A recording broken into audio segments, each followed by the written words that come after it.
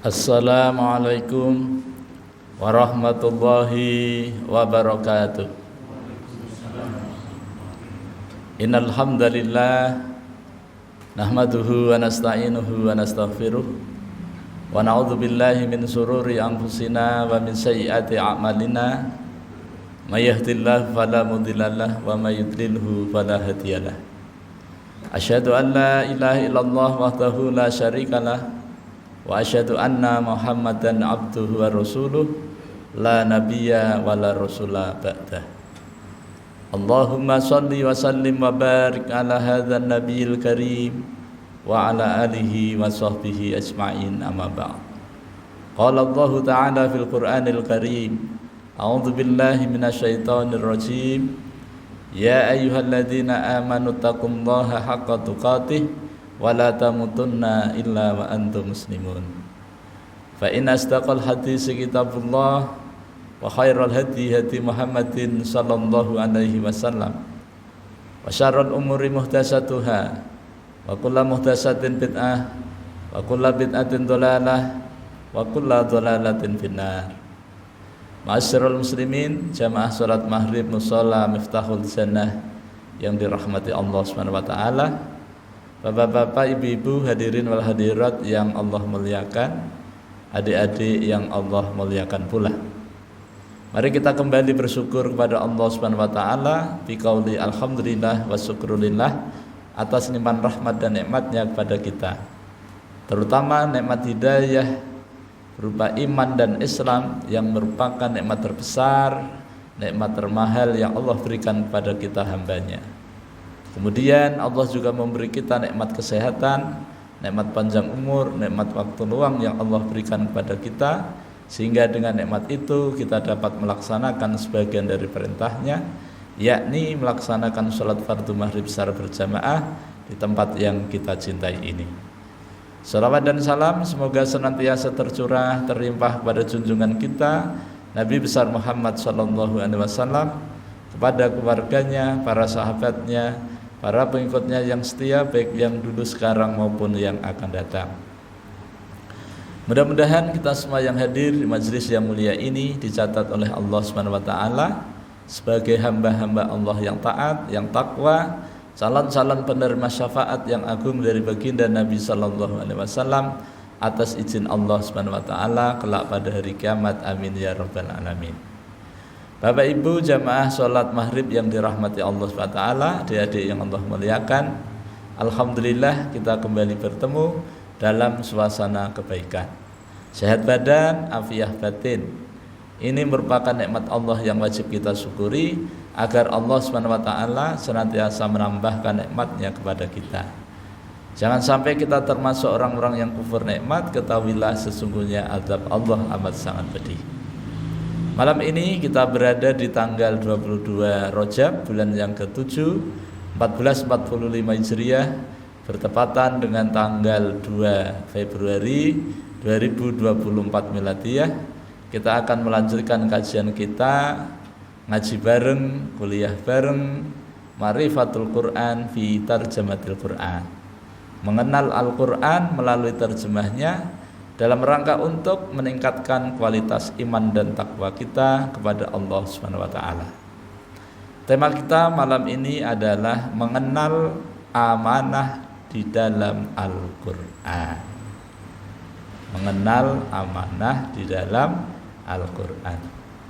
Di dalam Al-Qur'an banyak sekali kalimat yang nanti pada ujungnya amanah, ya. Akar katanya amanah, amanah yu'minu imanah, aminah yu'minu imanah. Jadi aminah itu nanti kalau dijadikan mu'annas itu nanti menjadi aminah, ya. Kalau amanah jadi amanah, ya. Allah Subhanahu wa taala berfirman di dalam banyak ayat, ya. Salah satunya di dalam surah 8, surah Al-Anfal ayat 27 dan seterusnya. A'udzubillahi minasyaitonirrajim. Bismillahirrahmanirrahim. Ya ayyuhalladzina amanu la tahunnullaha war rasula wa tahunu amanatikum wa antum ta'lamun. Ya ayyuhalladzina amanu, hai orang-orang yang beriman. La tahunu, janganlah kalian mengkhianati Allah war rasula, dan rasul. Wa tahunu, dan juga kalian jangan mengkhianati amanatikum, amanah yang diberikan kepada kalian, wa antum ta'lamun, sementara kalian mengetahui. Amanah itu lawan katanya khianat ya. Jadi khianat lawan katanya amanah. Secara bahasa, amanah itu adalah pesan, titipan ya, kepercayaan. Kalau di dalam Kamus Besar Bahasa Indonesia, amanah itu adalah sesuatu kepercayaan atau titipan yang harus sampai kepada penerima. Itu ya. Secara istilah memang amanah itu adalah sesuatu yang harus ditunaikan atau sesuatu yang harus disampaikan kepada pemilik pesan agar sampai kepada penerima. Dulu amanah ini ya, amanah itu pernah ditawarkan kepada makhluk Allah, baik yang bernyawa maupun yang tidak bernyawa. Di dalam surah Al-Ahzab ayat 72, Allah Subhanahu wa taala berfirman, a'udzubillahi minasyaitonirrajim, inna aradnal amanata 'alas samawati wal ardi wal jibali fa abaina ayyahmilnaha wa asfaqna minha wa ahmilaha insan innahu kana zaluman jahula.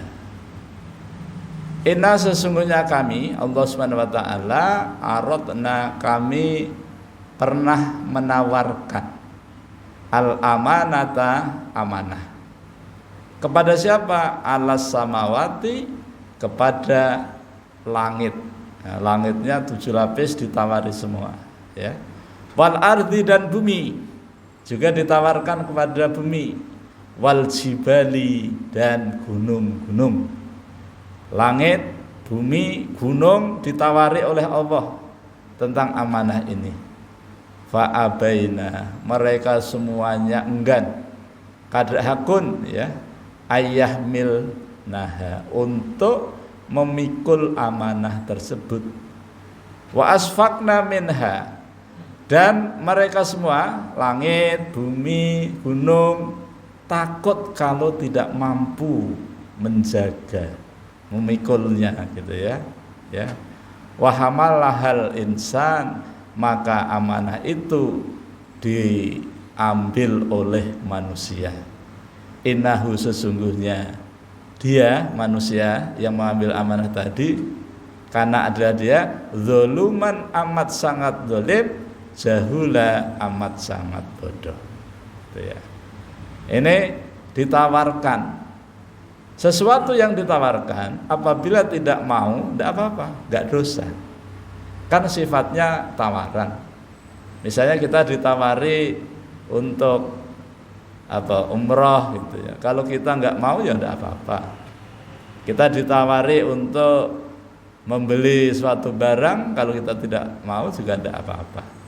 Begitu juga ketika Allah menyampaikan tawaran amanah kepada makhluknya, langit, bumi, dan gunung, mereka semuanya tidak mampu, maka Allah pun tidak murka. Tapi sebelumnya, ketika Allah menawarkan amanah ini kepada makhluk-makhluk itu, sebelumnya sudah diberitahukan kepada Adam. Setelah mereka semuanya tidak mau dan tidak mampu, maka kemudian amanah itu ditawarkan pula kepada manusia. Manusia pertama adalah Adam. Maka kemudian diambillah amanah itu oleh Adam, oleh manusia, ya. Nah, walaupun di penghujung tadi Allah menyatakan bahwa sesungguhnya manusia itu adalah makhluk yang amat sangat zalim dan amat sangat bodoh, itu ditujukan kepada yang berkhianat, yang tidak menjaga amanah. Bagi yang mampu dan bisa menjaga amanah tersebut, amanah atau pesan itu sampai kepada penerima sesuai dengan tujuan daripada yang mengirim pesan, maka dia termasuk orang amanah dan akan mendapatkan balasan surga. Pokoknya kalau amanah surga, kalau tidak atau berkhianat makanya neraka, gitu ya. Nah, kemudian amanah tadi itu macamnya banyak. Yang pertama ada amanah dalam bentuk tauhid, ya. Amanah yang pertama itu tauhid. Di mana Allah Subhanahu wa taala pada surah Al-A'raf potongan ayat sebelum roh ditiupkan kepada janin itu Allah Subhanahu wa taala menanyakan kepada para roh, alastu birabbikum qalu bala syahidna. Bukankah aku ini Tuhan kalian? Kata Allah kepada para roh. Para roh qalu bala. Mereka semuanya menjawab bala, betul. Syahidna, kami semua menyaksikan. Nah, pada saat itu terjadi transaksi antara hamba Allah dengan Allah Subhanahu wa taala. Nah, karena sudah ada kata sepakat itu, maka disitulah yang disebut dengan amanah yang pertama, disebut dengan amanah tauhid, kalimah la ilaha illallah Muhammadur Rasulullah. Kemudian ketika lahir ke muka bumi, dewasa, balik, kemudian dituangkan lagi dalam bentuk dua kalimat syahadat, yaitu asyhadu alla ilaha illallah wa asyhadu anna Muhammadar Rasulullah. Nah, inilah amanah yang pertama. Makanya amanah itu selalu dikaitkan dengan masalah iman, ya, iman. Jadi iman itulah amanah yang pertama yang dititipkan Allah kepada kita. Dan pada saat itu kita semuanya sudah sepakat. Kalau toh hari ini kita lupa akan kesepakatan itu, maka Allah ingatkan kembali di dalam Al-Quran surah Al-A'raf ayat 172. Bapak-bapak, ibu-ibu, hadirin wa hadirat yang dirahmati Allah SWT, adik-adik yang Allah muliakan. Kemudian yang kedua, setelah amanah itu diterima oleh manusia, ya, tentang iman tadi, kebanyakan dari manusia itu berkhianat, ya, nggak ingat gitu. Maka sudah diuji coba ketika itu masih di alam surga, ya, karena jenis amanah yang kedua dari akidah tadi, dari kalimat tauhid tadi, dari iman tadi, itu maka jenis amanah yang kedua adalah perintah dan larangan, atau dalam kurung takwa. Jadi amanah yang kedua adalah amanah takwa, yaitu adanya perintah dan larangan. Maka Adam ketika itu diperintahkan oleh Allah Subhanahu wa taala untuk mengajar kepada para malaikat. Ketika para malaikat disuruh oleh Allah untuk menyebutkan nama-nama benda, ternyata para malaikat tidak bisa. Kemudian Allah berfirman kepada Adam agar Adam mengajari para malaikat. Maka kemudian Adam melaksanakan. Itu adalah perintah pertama yang Allah sampaikan kepada Adam dan dilaksanakan.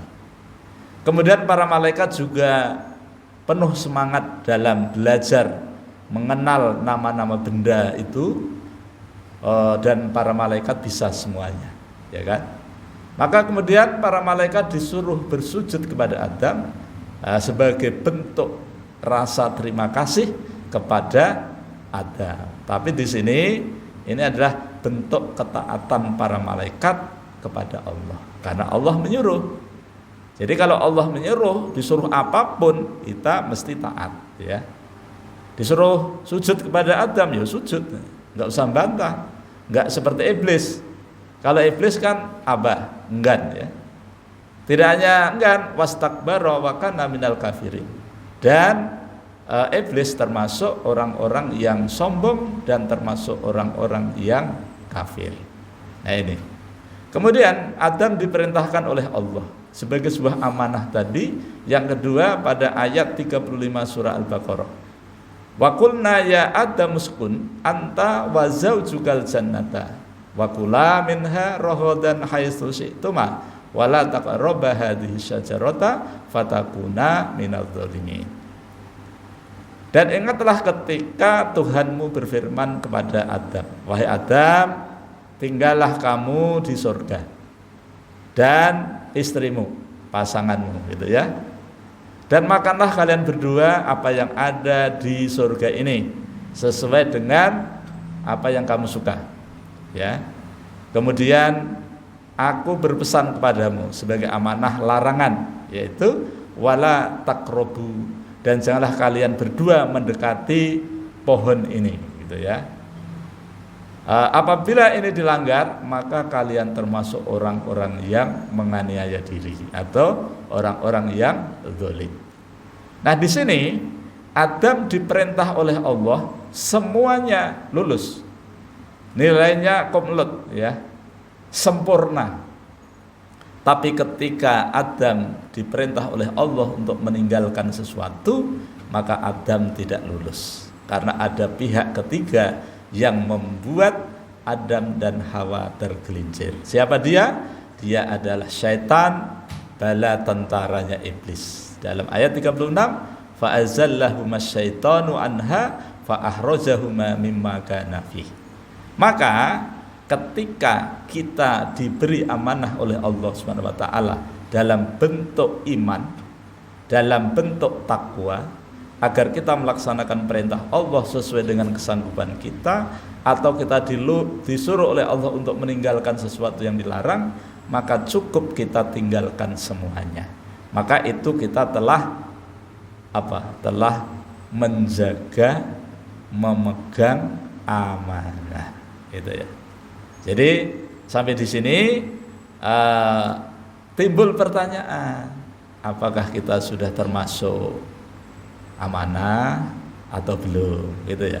Kalau misalnya belum, ya mulai malam ini, mulai saat ini kita berubah, ya. Yang tadinya belum amanah ditingkatkan menjadi amanah. Nah, gitu. Nah, yang selanjutnya macam-macam amanah, ya. Tadi ada yang sifatnya rohani, gitu ya. Nah, sekarang yang sifatnya jasmani, yaitu amanah dalam bentuk nikmat, ya. Amanah dalam bentuk nikmat.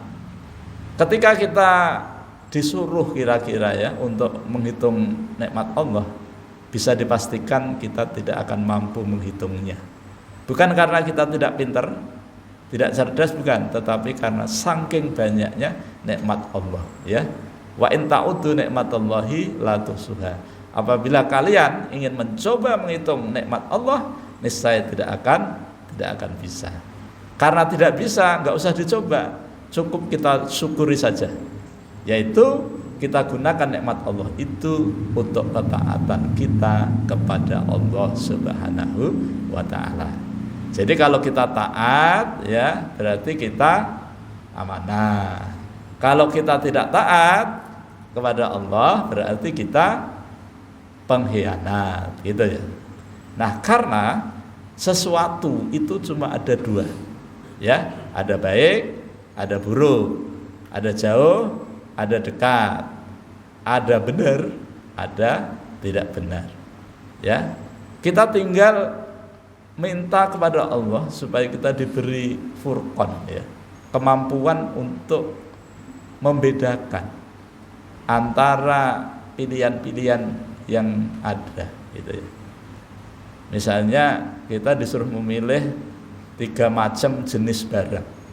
Kalau kita tidak diberi furqan oleh Allah, tidak mampu membedakan, maka kita akan salah-salah dalam memilih, gitu ya. Ya, dikira susu ternyata madu, ya. Dikira madu ternyata miras, itu. Jadi kita memang perlu, sebagaimana ketika Rasulullah Isra Mi'raj itu pernah dihidangkan macam-macam minuman, gitu ya, untuk diambil dan diminum, gitu. Ya, di situ ada madu, ada susu, ya. Kemudian juga ada minuman keras. Nah, alhamdulillah Rasulullah mengambil susu, ya.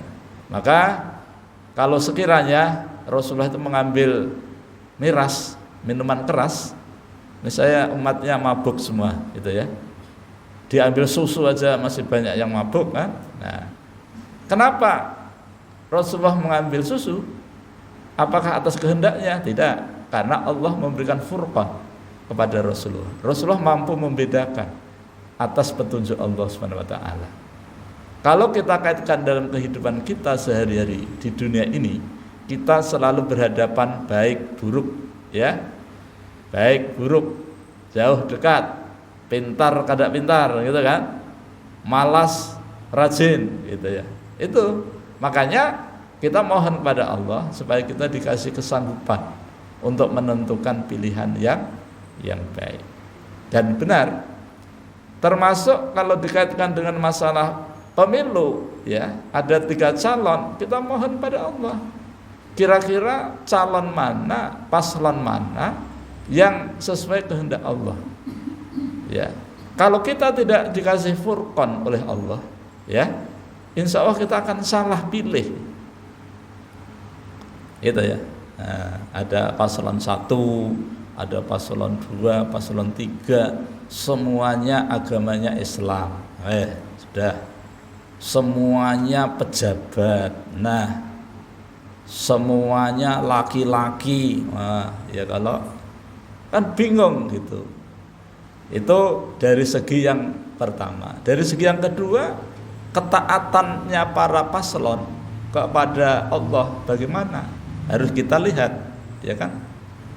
Sifat amanahnya, gitu ya. Ketika dikasih amanah, dari 3 paslon itu mana yang paling mendekati, ya, terhadap nilai-nilai amanah di dalam Al-Quran. Nah, kalau kita ditunjukkan oleh Allah, oh paslon 1 itu yang mendekati, ya, kita dimudahkan untuk menyoblos, gitu ya. Makanya kita tidak dianjurkan untuk menyoblos 3-tiganya. Karena apa? Karena akan rusak.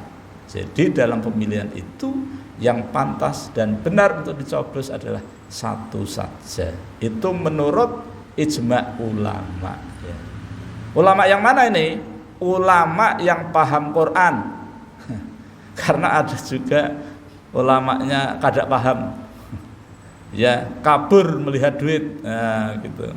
Tapi kalau ulamanya itu yang paham Quran, tahu persis, ya kan? Karena nanti di ayat 28 itu Allah kasih tahu, ya kan? Wa'lamu annama amwalukum wa auladukum fitnah. Ketahuilah ulama-ulama, gitu ya, yang mau menentukan sikap, gitu ya. Kalau kamu mengedepankan harta, sesungguhnya harta itu adalah ujian, cobaan, ya. Baik ataupun banyak ataupun sedikit, itu tetap ujian. Kalau kamu mengandalkan anak-anak kalian yang kalian percaya, yang kalian anggap benar, mampu meneruskan perjuangan estafet orang tua, enggak juga, ya. Kalau itu dilakukan tanpa nilai-nilai kebenaran, nah, itu. Nah, tapi bagi kita, ya, para ulama yang paham Al-Quran itu akan menentukan sikapnya sesuai dengan Quran dan Sunnah. Bagaimana kita bisa melihat kalau itu sesuai dengan Quran dan Sunnah? Maka di dalam Munas Tarjih Muhammadiyah tahun 2023 itu ada 7 kriteria kepemimpinan yang mesti kita dukung, gitu ya. Dari 7 itu, yang pertama memiliki integritas. Integritas itu begini, apa yang dipikirkan sama dengan yang dikatakan.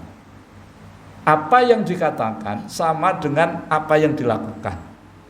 Apa yang dilakukan sesuai dengan konstitusi. Nah, gitu. Itu integritas. Nah, dari tiga-tiganya paslon ini, mana yang integritasnya tinggi? Semuanya punya integritas, tapi mana yang low, mana yang high, mana yang middle gitu ya. Nah, menurut Ijma itu pengamatan orang yang paham Quran itu paslon nomor 1. Itu secara integritas. Jadi dilihat rekam jejaknya, gagasan-gagasannya, bukti karyanya yang bisa dilihat, yang bisa dirasakan, dan itu disaksikan oleh banyak orang, bukan 1-2 orang. Dan itu dinyatakan dalam momen-momen terbuka, gitu ya. Jadi bisa dibuktikan. Nah ini, itu integritas. Yang kedua, itu merakyat. Jadi pemimpin yang mesti kita dukung itu adalah merakyat. Nah, dari pilihan-pilihan yang ada, para calon yang ada ini, mana yang memiliki sikap merakyat, ya, dekat dengan rakyat, ya, rakyatnya juga dekat, gitu, dia juga dekat, gitu. Misalnya, kalau misalnya Pak Haji Hasbullah itu jadi lurah, gitu ya, jadi lurah, kemudian Pak Haji ini dekat sama warganya, sama rakyatnya, ya. Dekat bukan karena sembako, bukan. Dekat karena ya kedekatan tadi gitu. Rakyatnya mengakui gitu. Suka berkunjung gitu ya. Empatinya tinggi gitu. Nah, itu kriteria yang kedua.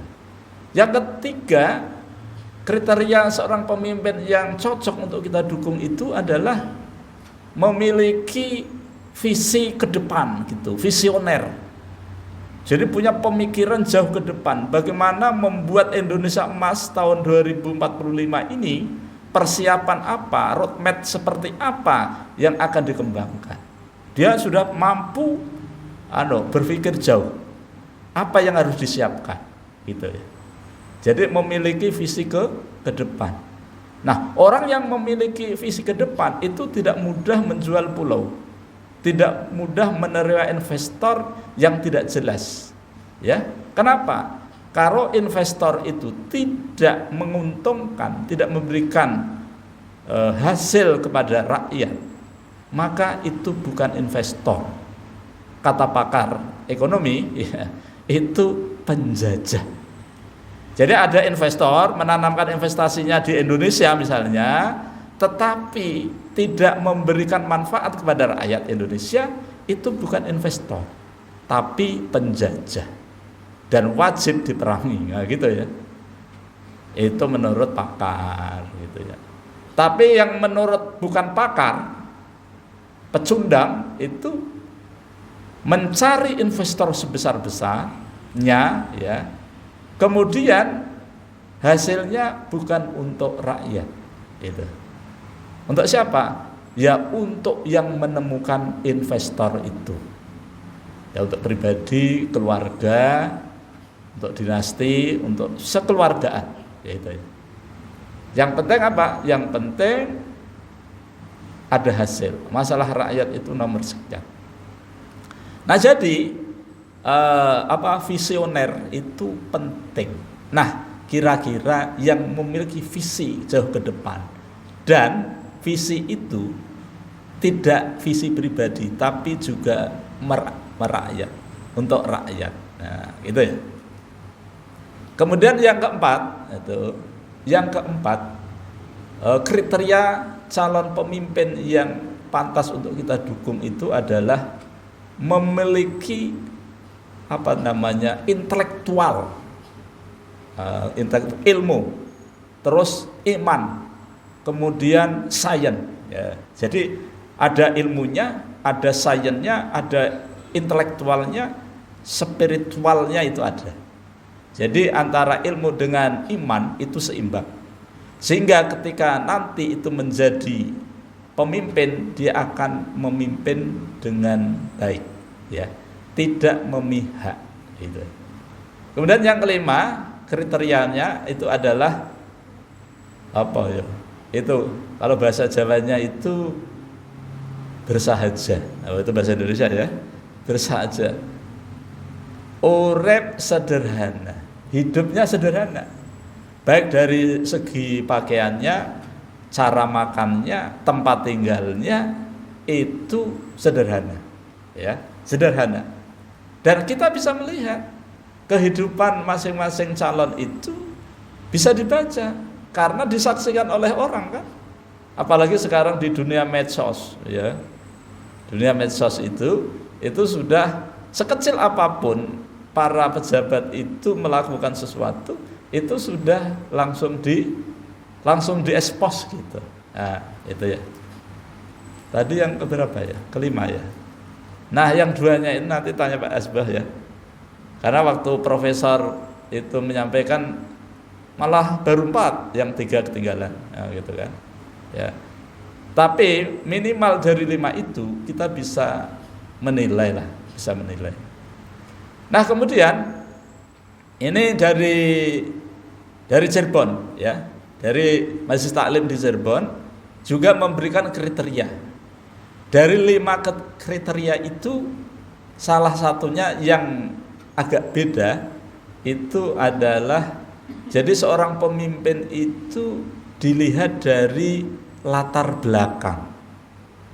Latar belakangnya itu misalnya nasabnya, keturunan siapa, bapaknya siapa, ibunya siapa. Jadi itu penting ternyata, ya kan? Dan itu sunnah memang. Kenapa Rasulullah itu banyak orang yang tidak percaya tentang kerasulan itu sampai sekarang? Itu karena mereka tidak mampu membaca nasabnya beliau. Tapi bagi orang yang mampu membaca nasabnya beliau, maka yang tadinya kafir menjadi muslim. Ya, Muhammad bin Abdullah bin Abdul Muthalib bin Hasim bin sampai Nabi Adam. Banyak sekali kan? Jelas. Lahirnya di mana? Di Mekah. Siapa bapaknya? Abdullah. Siapa ibunya? Aminah. Di Mekahnya di mana? Sebelahnya Baitullah. Terus sekarang di mana? Oh, sekarang sudah wafat. Mana kuburnya? Di Madinah. Di samping masjid itu ya. Sampingnya Raudhah itu. Dijaga oleh laskar supaya orang enggak memuja-muja menjadikan Tuhan. Jelas. Muhammad Rasulullahnya jelas. Kenapa? Allah yang memilih. Nah, pemimpin-pemimpin kita sekarang ini kan pilihan rakyat, bukan pilihan Allah. Tapi Allah tetap mengizinkan walaupun Allah belum tentu meridhoi. Karena Allah yang akan mengangkat, Allah pula yang akan menjatuhkan. Bapak-bapak, ibu-ibu, hadirin wal hadirat yang dirahmati Allah SWT, kita juga perlu tahu latar belakang masing-masing calon pemimpin atau latar belakang pemimpin yang sekarang masih aktif gitu ya. Sebab kalau kita tidak tahu latar belakangnya, kita tidak bisa mengambil atau merumuskan sesuatu, tidak bisa mengambil kesimpulan. Kita sekolah ya, kuliah itu kalau membuat skripsi gitu, tesis atau disertasi, itu latar belakang itu pasti wajib. Bikin karya tulis gak ada latar belakang itu jamin gak lulus, kecuali diluluskan. Nah, dari latar belakang itu ada rumusan masalah, persoalan-persoalannya yang akan dicari solusinya, ada pemecahan masalahnya gitu. Lalu diadakan penelitian sesuai dengan metode yang diambil. Nah, sumbernya di mana, kepada siapa, lalu disimpulkan. Begitu juga, jangan sampai salah gitu ya, menentukan pemimpin palsu. Nah, itu nggak boleh, itu ke depan itu. Sekarang itu harus terbuka. Saya ini punya teman itu tim Ya saya satu komunitas dengan tim itu ya, pengacara yang di Jakarta itu tentang ijazah. Sudah 4 bulan. Ya, saya kan selalu dikasih tahu. Kok enggak tuntas-tuntas? Ya memang enggak dituntaskan. Nah, jadi alhamdulillah memang begitulah cara Allah supaya kita itu bisa membaca gitu ya. Jadi ke depan kita itu supaya selektif dalam memilih pemimpin. Kadang-kadang kalau kita misalnya punya lembaga pendidikan Pak ya, punya lembaga pendidikan, ada yang melamar sebagai pegawai, ini harus benar-benar selektif ya. Jangan sampai ijazahnya itu ijazah katanya. Ya. Itu sangat tidak kredibel ya. Nah, jadi harus asli. Nah, orang yang mampu menunjukkan ijazah asli itu adalah mereka yang amanah, yang bertanggung jawab gitu. Nah, itu lembaga pendidikan selevel PAUD, Pak.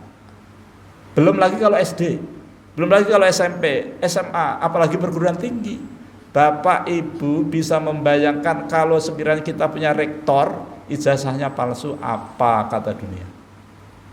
Itu yang berbicara siapa? Quran, Pak, bukan orang. Quran. Bapak Ibu buka surah Al-An'am ayat 122, 123. Ya, wa kadzalika ja'alna fi kulli qaryatin akabira mujrimiha. Jadi yang demikian itu aku jadikan di setiap kampung, negeri, negara gitu ya, adalah seorang pembesar yang pembesar itu tugasnya apa? Mujrimiha, membuat dosa, ahli dosa. Untuk apa? Liyam kurufiha, untuk berbuat tipu daya, berbuat makar fiha, di dalam kampung itu, di dalam negeri itu ya. Wa mayam kuruna illa bi anfusihim wa ma yashurun. Kata Allah, mereka tidak akan mampu membuat tipu daya, membuat kerusakan di negeri itu ya. Akan tetapi mereka merusak diri mereka sendiri, akan tetapi mereka tidak menyadari.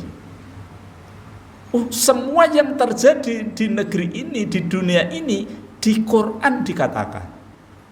Walaupun di situ itu yang dimaksud adalah Abu Jahal, Abu Lahab, abu-abu yang lain. Karena menurut kajian tafsir, apabila dalam peristiwa di Quran tidak disebutkan nama aslinya, itu akan selalu terjadi di setiap generasi. Nah, kondisi kita seperti ini itu sudah sesuai dengan Quran. Skenarionya Allah. Ada orang juga bilang gini, kalau sekiranya Nabi Adam itu tidak melanggar lah, kita enak ya, kita di surga gitu ya. Kita kan? Musa aja marah kok. Gara-gara kamu itu saya jadi terlunta-lunta di muka bumi gitu. Nah, kalau kamu tidak, itu kan saking jengkelnya gitu. Kata Adam, orang tua sabar, Musa, kamu itu kan kalimullah, orang yang diajak bicara langsung dengan Allah. Sampai saya melakukan seperti ini sesuai dengan skenario. Itu.